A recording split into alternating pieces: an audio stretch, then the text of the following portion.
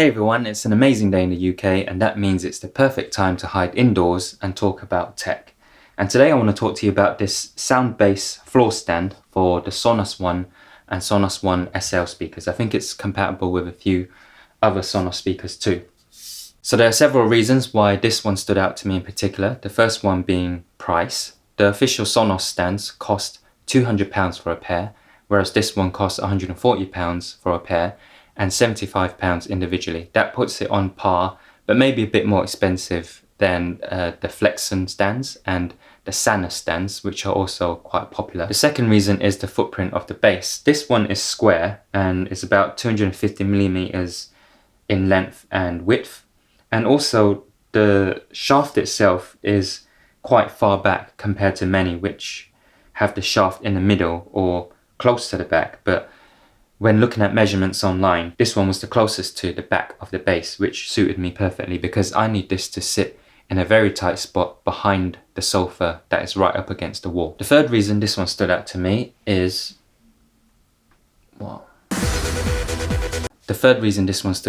because of the incredibly clean look and the cable management system, which you can see on the back here. The only part of the cable you see is the bit that comes out and into the shaft, and all the way down you can't see it until it comes out of the back. So I'm going to give this stand a test for a few days and then I'm going to talk about the things I like and dislike about it.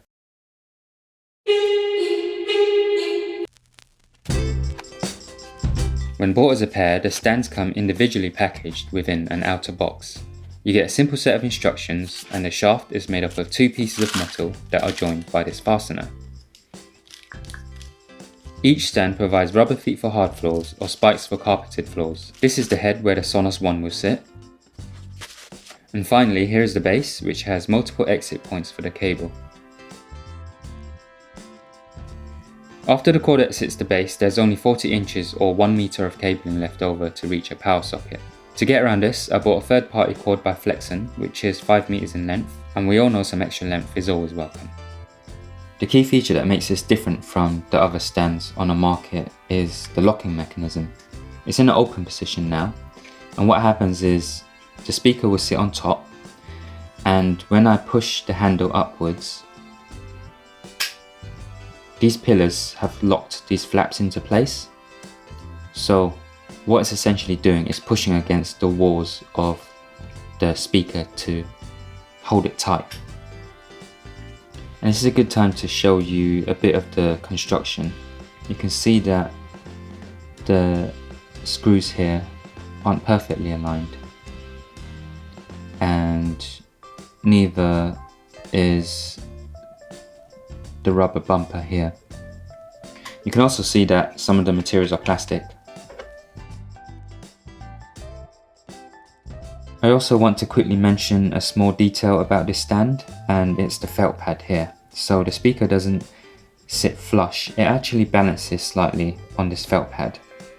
So I'm going to conduct a push test now. This isn't scientific or anything, I've just made it up. Basically what I'm going to do is push the stand around to see how stable it is. Okay, here we go.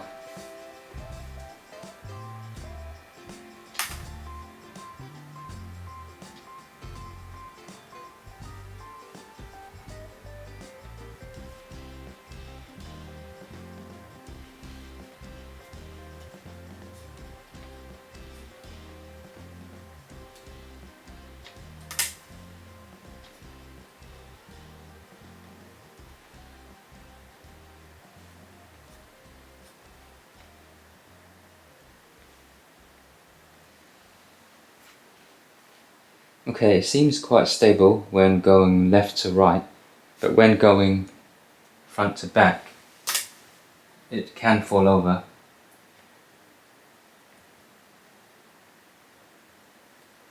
Of course, the good thing, I might as well show you now, the good thing about this base is that it can slot right underneath the sofa.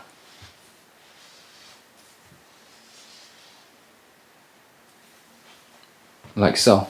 And it won't be able to go back and forward, not even left and right.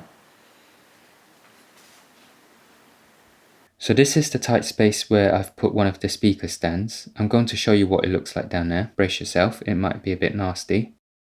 There you go. So it's about 16 inches across and 6.5 inches deep.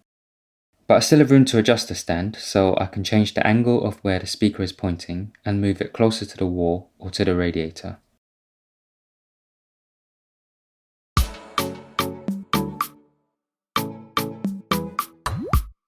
So I've been using the Soundbass One stands for a few days now, and I'm relieved to say that I like them a lot. I'm relieved because there isn't much choice out there, and from the selection that does exist, none of them fit the criteria that I set out for the ideal Sonos One stand. Take a look at these dimensions that the customer service team sent me. This is the only stand that ticks all of my boxes for a small footprint, a shaft position that is far back, and an elegant cable management system. The other ones on the market might have up to 2 of these features, but this one has all 3 that I needed, and the lock system is a sweet bonus on top. It looks great to my eyes. I'm a fan of the minimal industrial angles and the matte finish all over. There are no logos or any brand labeling to speak of, which is a big plus because there's nothing worse than an elegantly designed product with an unnecessary logo slapped onto it. So Soundbass are confident enough in their product to not plaster their name in your face.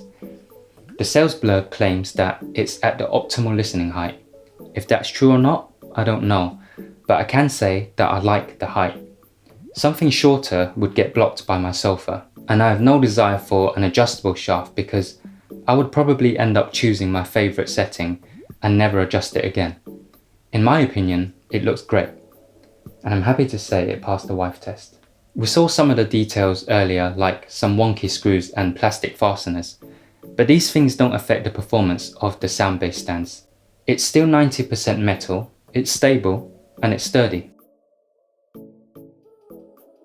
So when considering the price, it is a lot to pay for a few pieces of metal and some plastic, but to think of it like that is missing the full picture. First of all, it sits in the mid to high price range if the official Sonos stands are considered the top of that price spectrum at £200, and it can go as low as 60 odd quid. So already it's not the most expensive set out there. I prefer to think of the price as a necessary cost to get exactly what I want from a stand. So on top of the materials, manufacturing and logistics, I'm also paying for the thoughtful design behind the product. You know, the brain power it took someone to say, people want a stand with these particular ergonomics that also happens to lock the speakers in place and cost less than the official model. And when thinking about it like that, $139.99 is a fair price to pay.